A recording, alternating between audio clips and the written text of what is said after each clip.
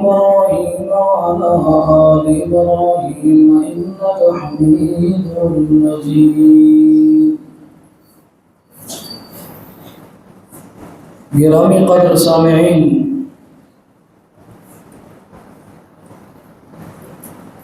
گزشتہ جمعہ کے اندر میں نے یہ کہا تھا کہ آئندہ جمعۃ المبارک میں عربی خطبہ جو پڑھا جاتا ہے اس کی ٹرانسلیشن ہوگی، اس کا ترجمہ کیا جائے گا۔ سب سے پہلا جملہ وہ یہ ہے کہ الحمدللہ الذی لا یکشف الشدائد الا هو۔ مفہومی معنی یہ ہے کہ تمام تعریفیں اس اللہ رب العالمین کے لیے ہیں کہ جس کے علاوہ تکالیف کو دور کرنے کی صلاحیت کسی اور میں نہیں ہے۔ سب سے پہلا لفظ الحمدللہ۔ حضرت صلی اللہ علیہ وسلم فرماتے ہیں قیامت والے دن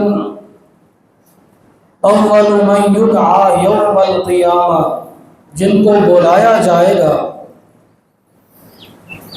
وہ لوگ ہوں گے الذین یحمدون اللہ فی السراء والضراء، خوشی غمی میں الحمدللہ کہا کرتے تھے۔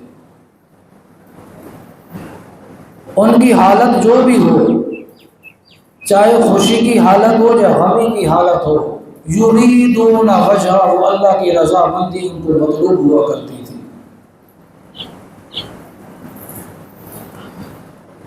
اور سورۃ فاتحہ شروع ہوتی ہے الحمدللہ سے۔ یہاں میں یاد دہانی کے لیے قرآن مقدس کے 4 مضامین کا بھی بیان کرنا چاہتا ہوں۔ قرآن مقدس کو تقسیم کیا گیا ہے 4 مضامین کے اندر، اور وہ 4 مضامین شروع ہوتے ہیں الحمدللہ کے لفظ سے۔ سب سے پہلا مضمون شروع ہوتا ہے سورۃ فاتحہ سے، الحمدللہ رب العالمین۔ سورۃ فاتحہ سے لے کر سورۃ الانعام تک اس میں اللہ رب العالمین نے خالقیت کا بیان فرمایا ہے کہ خالق میں ہی ہوں، میرے علاوہ اور کوئی خالق نہیں۔ تو معنی بنا لا خالق الا ہو، پوری کائنات کو پیدا کرنے کی صلاحیت وہ میرے اندر ہی ہے، فرمایا میرے علاوہ اور کسی ذات کے اندر نہیں۔ اسی لیے فرمایا کہ میری ہی بن عبادت کی جائے۔ کیوں؟ یا ایھا الناس اعبدوا ربکم الذی خلقکم والذین من قبلکم لعلکم تتقون۔ یہ سورۃ بقرہ کا دعویٰ بھی ہے۔ تو دوسرا مضمون شروع ہوتا ہے سورۃ الانعام سے، الحمدللہ الذی خلق السماوات والارض وجعل الظلمات والنور۔ سورۃ الانعام سے لے کر سورۃ بنی اسرائیل کے آخر تک اس میں اللہ رب العالمین نے جو مضامین بیان فرمائے ہیں وہ ربوبیت سے متعلق ہے۔ پہلا مضمون خالقیت، پیدا کرنا میری ہی صفت ہے۔ دوسرا پھر انشاء الشیء حالا فحالا الی حد الکمال، ابتدا سے لے کر انتہا تک تمام کی تمام ضروریات کو پورا کرنا وہ میں ہی پوری کرتا ہوں اور کوئی نہیں کرتا۔ پھر آگے سورۃ الکہف سے مضمون شروع ہوتا ہے سورۃ سبا تک۔ سورۃ کہف شروع ہوتی ہے الحمدللہ الذی انزل علی عبدہ الکتاب ولم یجعل لہ عوجا۔ اس میں رحمانیت اور رحیمیت کا بیان ہے کہ اپنوں کو بھی کھلا رہا ہے، پرائیوں کو بھی کھلا رہا ہے، یہ اس کے رحم و کرم کا معاملہ ہے۔ ورنہ جو اس کی نافرمانی کرے کلمح بالبصر، پلک جھپکنے کی مقدار سے بھی پہلے اسے ختم کر دے، وہ مالک ہے۔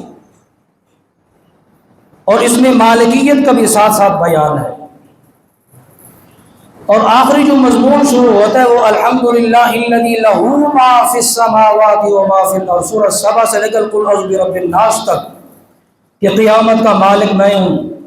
یہ جو دنیا کے اندر ہم نے آپ کو بھیجا ہے، اس کا مطلب یوں ہی نہیں کہ آپ کھاتے رہے پیتے رہے مزے سے زندگی گزارتے رہیں، جو کچھ آپ کے دل میں ہے وہ کرتے رہے۔ فرمایا نہیں نہیں، ایک دن ہم نے حساب و کتاب کا بھی رکھا ہے۔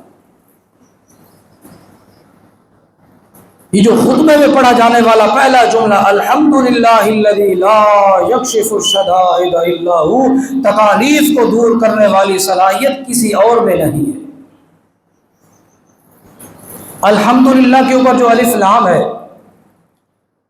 یہ دو طرح کی ہے، یا تو استغراق کی ہے، بجمیع الافراد، تمام قسم کی محامد جس حامد سے بھی ہوں، من الابد الی الازل، ابدیت کہتے ہیں وہ جہان جس سے پہلے کچھ نہیں تھا، اور ازلیت وہ مقام اور وہ جگہ جس کے بعد، وہ زمانہ جس کے بعد اور کوئی نہیں ہوگا۔ فرمایا ابد سے لے کر ازل تک تمام کی تمام تعریفیں اللہ ہی کے لیے ہیں۔ سوال ہوتا ہے،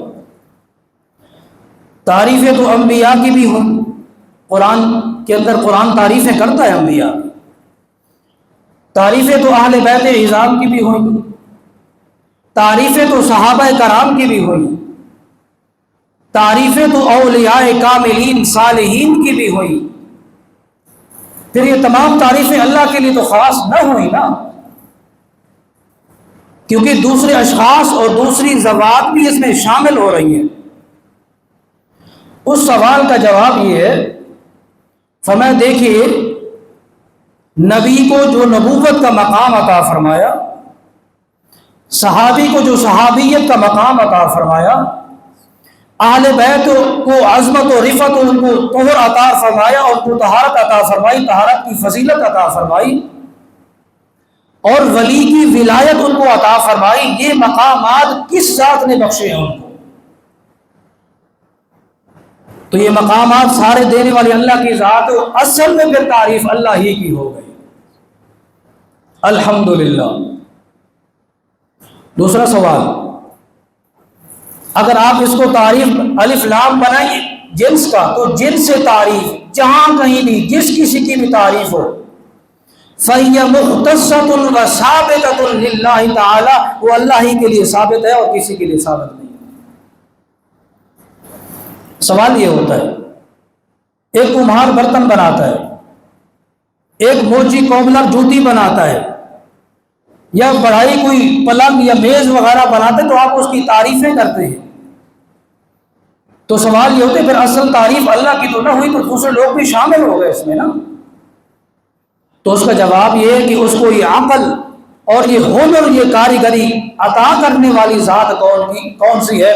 فرمایا جس ذات نے انہیں یہ عقل، خرد اور ہنر عطا فرمایا، تو اصل تعریف اللہ ہی کے لیے، ان کے لیے نہ ہوئی۔ اللہ تعالیٰ نے اپنے جو بھی دعوے کیے ہیں ان کو ثابت کیا قرآن مقدس۔ آگے الذی، یہ اسم موصول ہے، موصول گمنام ہوتا ہے، آگے صلہ آ رہا ہے جو اس موصول کی وضاحت کے لیے، لا یکشف الشدائد، کاشف یکشف کا معنی ہوتا کھولنا، فرمایا کوئی نہیں کھولتا، الشدائد شدیدہ کی جمع ہے، مسائل، بلیات، سختیاں، تکلیفیں، فرمایا تکلیفیں دور کرنے اور رفع کرنے کی صلاحیت کسی ایک میں بھی نہیں، الا ہو، مگر وہی ہے۔ اور اس کو اللہ نے پھر قرآن مقدس سے ثابت کیا۔ یہ جو خطبہ کا پہلا جو جملہ ہے الحمدللہ الذی لا یکشف الشدائد الا ہو، قرآن مقدس میں دیکھیے کہاں کہاں سے ثابت ہوتا ہے۔ سورۃ یونس آیت نمبر 106 اور 107، فرمایا اے مخاطب لا تدعو من دون اللہ ما لا ينفعک ولا يضرک، ایسی ذوات اور ایسے اشخاص کو مت بلائے جو آپ کے نفع اور نقصان کے مالک نہیں۔ فَإِن فَعَلْتَ إِنَّكَ إِذًا مِّنَ الظَّالِمِينَ، یہ اللہ تعالیٰ اپنے پیغمبر سے فرما رہے ہیں اگر آپ نے ایسا کیا کہ اپنی مصیبت اور پریشانی میں مجھے چھوڑ کے کسی اور کو بلانا شروع کر دیا تو پھر ہم آپ سے نبوت واپس لے لیں گے۔ عام سا معنی کر رہا ہوں جی۔ سورۃ یونس آیت نمبر 106، اب آیت نمبر 107، وَإِن يَمْسَسْكَ اللَّهُ بِضُرٍّ فَلَا كَاشِفَ لَهُ إِلَّا هُوَ، اور اے مخاطب اگر آپ کو کوئی تکلیف پہنچے اور اس تکلیف کا ارادہ اللہ فرمائے تو لا کاشف، لا نفی جنس، دنیا کے اندر وہ ہستی پیدا ہی نہیں ہوئی جو آپ کی تکلیف کو ختم کر سکے، الا ہو، مگر وہی ذات۔ اور وَإِن يُرِدْكَ بِخَيْرٍ فَلَا رَادَّ لِفَضْلِهِ، اور اگر اللہ تعالیٰ آپ سے فضل کا ارادہ فرمائیں تو اس فضل کو کسی دنیا کی کوئی طاقت رد نہیں کر سکتی، روک نہیں سکتی۔ یصیب بہ من یشاء، وہ جسے چاہتا ہے اپنا فضل عطا فرماتا ہے۔ اور سورۃ القصص کے آخر میں فرمایا لا تدعوا مع اللہ الہا آخر، اللہ کے علاوہ اور کسی کو مت بلائیں حاجات میں۔ کل شیء ہالک الا وجہہ، دنیا کی تمام چیزیں ختم ہونے والی ہیں، ان پہ فنا آنے والی، اگر فنا سے پاک اور پاکیزہ ذات ہے تو الا وجہ، وہی ایک ہی ذات ہے۔ آگے فرمایا لا الہ الا ہو، قرآن نے بڑے انداز سے ہر دعوے کو اللہ نے ثابت کیا۔ اس کے بعد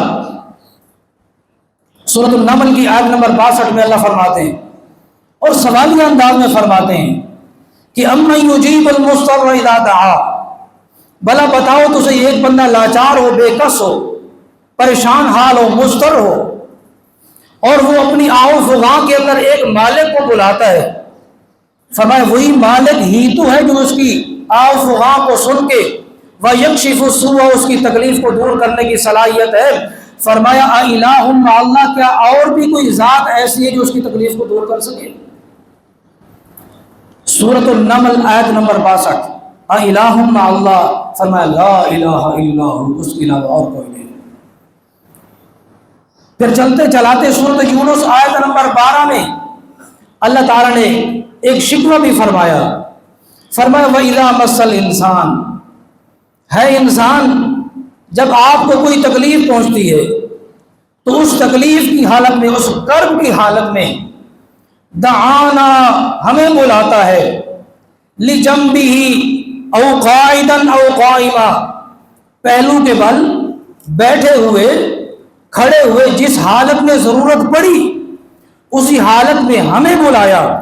اللہ فرماتے فلما کشفنا عنہ ضرہ، جب وہ تکلیف میں ہمیں بلا رہا ہوتا ہے، ہم پھر جب اس کی تکلیف کو دور کرتے ہیں تو جو تکلیف دور ہوتی ہے، تکلیف کے دور ہونے کے بعد جب اسے صحت اور تندرستی کا زمانہ میسر ہوتا ہے، فرمایا مر کأن لم يدعونا الی ضر مسا، پھر ایسے گزر جاتا ہے جیسے اس نے کبھی ہمیں بلایا ہی نہ ہو۔